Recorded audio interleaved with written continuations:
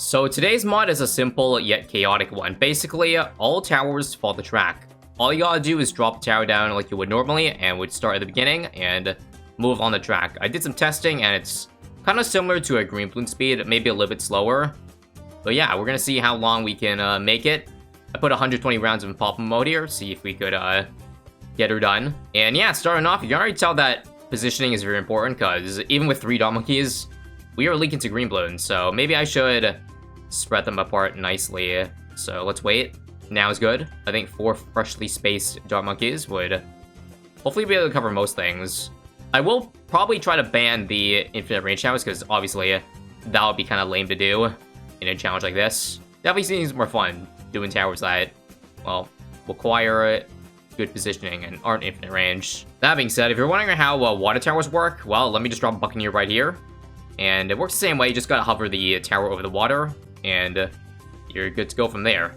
I should also note that when you upgrade towers, it actually resets positioning back to the start of the map. So that will change things up too. Also, if we lose a round and have to retry last round in Challenge Editor, then all the towers will restart stacked top each other, which is a very bad thing. So ideally, we don't lose a single round in this entire run. Black border, quote-unquote, straight all the way to round 120 here. Now, I may ban infinite range towers, but that doesn't mean I can't go for really big range towers, because I feel like right now, this 011 boat has pretty insane coverage. Not enough to reach the other side on the rink here, but maybe I'll find another tower that has even bigger range than that. I should also probably just drop Sada, because why the heck not? Anyways, I'm not sure if this counts as infinite range or not, but in my eyes, no. We'll drop in Monkey Ace, and you see, it, well, follows the pad. And I won't do center path because that would obviously just be normal. On top of never miss. Stuff like that. I think we're allowed to probably go for something like a rapid fire, and you can see it's pretty wonky with this mod. All the darts or the ace pad just wiggles back and forth. It's almost like the ace is having a bit of a seizure, but it's doing alright. It is popping some balloons. Let's use Sod ability here. The camos. And yeah, I'm probably going to use this early game to experiment with just random towers. I'm probably not going to go for any income generating stuff just to spice it up a little bit more. So let's see. What's a good tower you think just to play around with? How about a Spike Factory? Obviously not very good since you can't put it at the back of the track. But basically how it works is, well, it just drops spikes. Whenever, just pretty much all over the track. Wherever it is at the time. Definitely not a good tower, let me tell you that. Now, camos or leads. Let's get the hot shot, and it was totally my plan to buy it at the right time so that the buck would be repositioned to hit leads.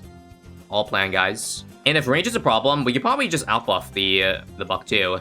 And I totally planned it that round too, by the way. We'll use Saw to clean up the last lead.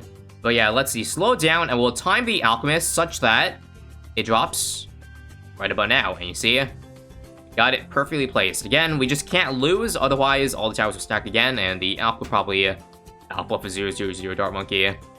That's probably how it's gonna go. Now, if you could allow me to select the Alchemist, because I guess I put it way too close to the buck. I literally can't select it. Well, that means I probably just gotta do this then. Hang on. I'm gonna time it. Now. There we go. Just had to move it this tiny bit, and now we can go for the 3/0/0 outbuff. That should hopefully allow us to survive to the next round. I also messed up because I upgraded it, so it went to a different place, but luckily, now we got it perfectly. Actually, wait, what? Hang on. There's something a little funky going on with my towers, because, so I didn't upgrade anything, and it moved it away for some reason. I don't know what caused it. Fast forwarding? No, not that. Well, either way, we probably gotta buy it again, right? Yeah, there we go. Repositioned, and it's gone again? I wonder if it's to do with Alk buffing. Oh, it is. Wow. That's a very weird mechanic, and very chaotic mechanic. Every time you outbuff a tower, it resets too. Unlucky. It's kind of like we're playing Alchemist Roulette here. Which tower gets the outbuff, which one doesn't. We probably should fill the conveyor belt, quote-unquote, with good outbuffing towers then. So let me go ahead and see. Maybe we can just drop a Sewer Monkey for the memes. Again, not good, but for the memes. Everybody likes memes. And I sure hope we have enough damage for the mob here. I'll just buy a fighter plane, just to make things a bit easier, and then Sod ability. Oh, you wanna know what else might be chaotic? How about a wall of fire? If I could even select it, there we go. this will just drop wall fires randomly across the track. Sounds pretty fun to me. Here's another tower that looks interesting too. Sentry Gun. What happens when we drop sentries? Does it respawn? Oh yeah, it respawns the NG every time it places a new sentry, right? Yeah. That's pretty interesting. And where does the sentry go? Is it just... Looks like there's just one sentry here. And, did we only get one sentry? Because it seems like the case. Actually, no, it's still following the NG here, but... I don't know. I don't know, hard to tell. The NG made a full rotation there without, you know, respawning a single time, so... I'm not really sure what's up. But I guess we'll spend the money something else. Then maybe we'll just upgrade this to an ODS. Good general damage. Again, I know it's quote-unquote global range tower, but I think I'll allow it because it's not, again, fully seeking. You guys think the monkeys would enjoy village roulette too? Because we can do that. Basically, what I'm talking is we could do like a camo village so that any tower in range of it gets the camo. On top of a monkey discount. So let's go ahead, do this. So basically every tower we buy should be timed so that we get the discount, if that makes sense. And then of course, once we don't need the discount anymore for the tower, we time it in a way that it drops somewhere else on the track. Right now, it feels like we just have two giant clumps of towers. I don't know how that happened, but I guess it ended up being that way. Now, if you excuse me, I'm gonna go ahead and drop a new alchemist over here. Wait, where'd it go? Oh, I'm dying. Crap. Restart round. You see what happens now when I restart? They all get stacked, and that was my mistake. I wasn't paying attention properly. It's okay, we can still get out of it. Just, give me some time. Actually, no, the alchemist naturally will separate the towers because it will keep dropping alp buffs, right? So I guess that's fine too.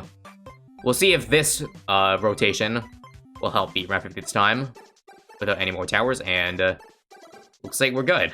Yeah, it basically seems like the alchemist will just keep alp buffing towers until there's no more stacked top. Of course, except for stuff that you can't alp buff, like a village, for example.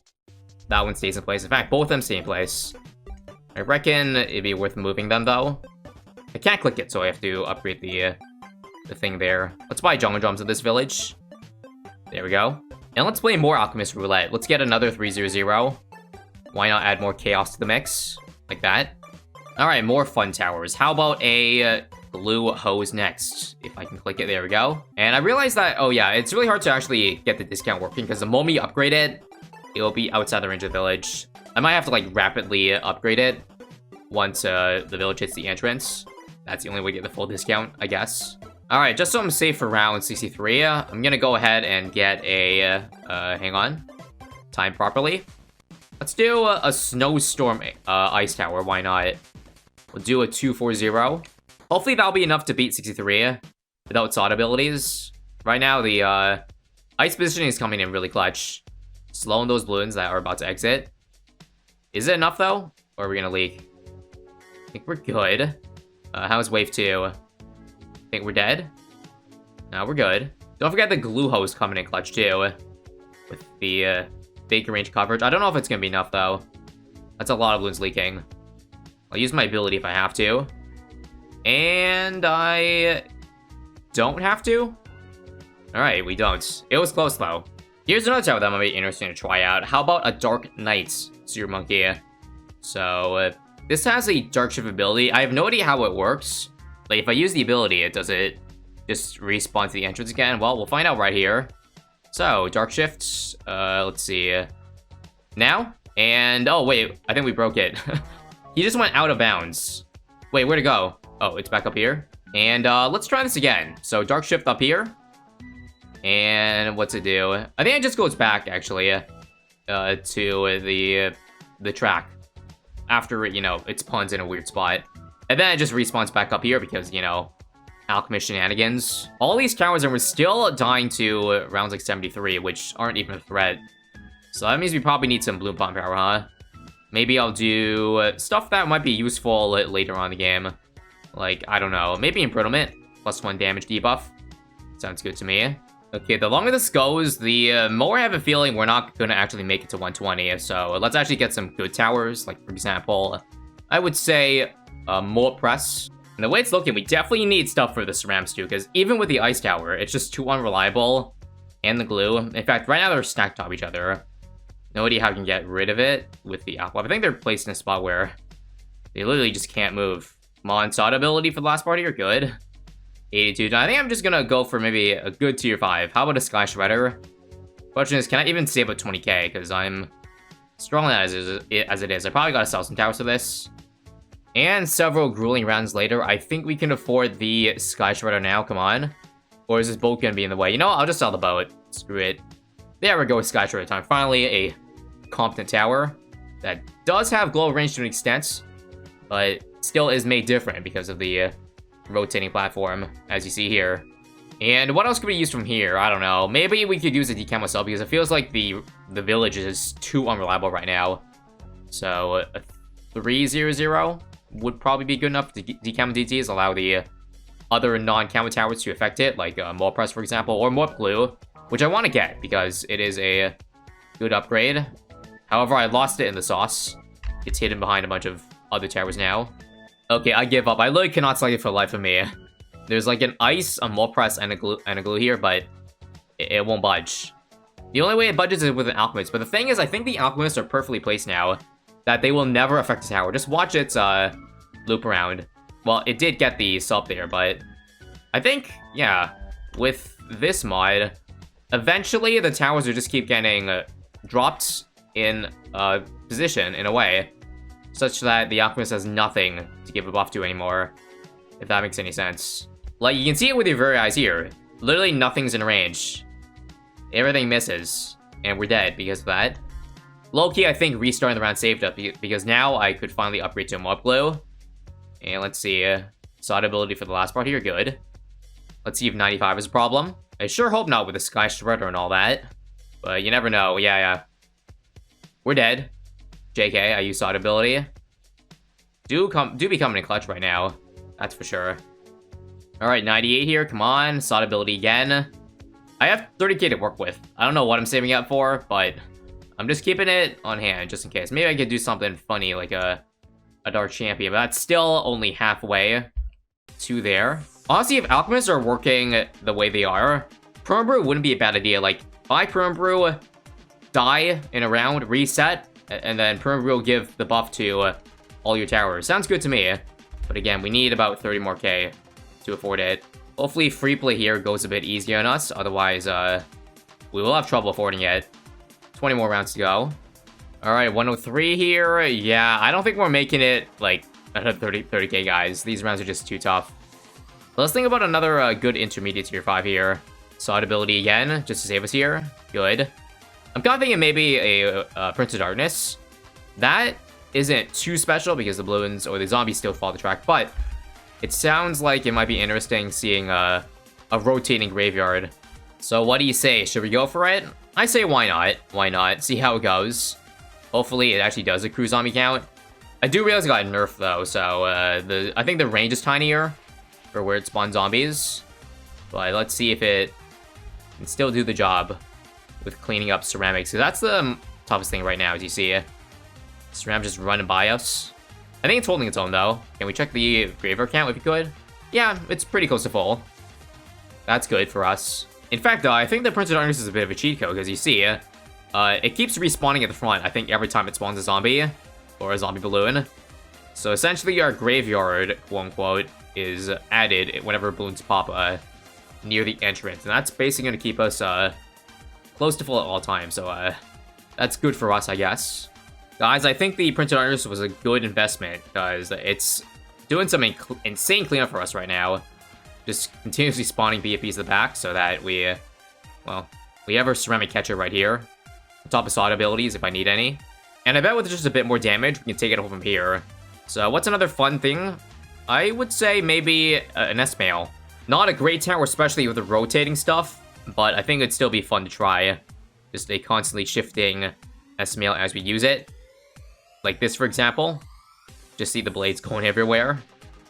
Sewer Maelstrom again, and yeah, even though it's not even close to the mobs here, I think it was a fun choice. Alright, final stretch, boys. These DT rounds are going to be really scary, so hopefully you have enough in the tank. Sky Shredder and Pod is a pretty good DT damager, but it might not be enough for ramping, as you see. They're getting really far for this round, but we do have enough. However, this round, though, even more fortified deities. I will use my Snowstorm here, right? Yeah, we'll use it now. We'll use Sawed ability to hopefully clutch up, and there we go. Nicely done. One round I'm definitely not sure about, though, is this round, because I only have Sky Shredder. The other towers aren't very good, so maybe I'll have to sell some stuff just to beat this round. Let's see. Right now, I'm trying to get a first strike. I got one of them. We'll see if that's enough to take us home. We'll probably need a little bit more than that. How is our damage so far? Terrible. We beat the first bad, but nah, no way we beat the second and third. Let's try it again. Alright, attempt number 5,000 at this run. It's looking pretty good so far, with 2 bats taken down, but of course, that's not the end. I had to sell my pod, which is my Saram DPS. Let's use Snowstorm here. Sawed ability. Ooh, I didn't know if they use it there.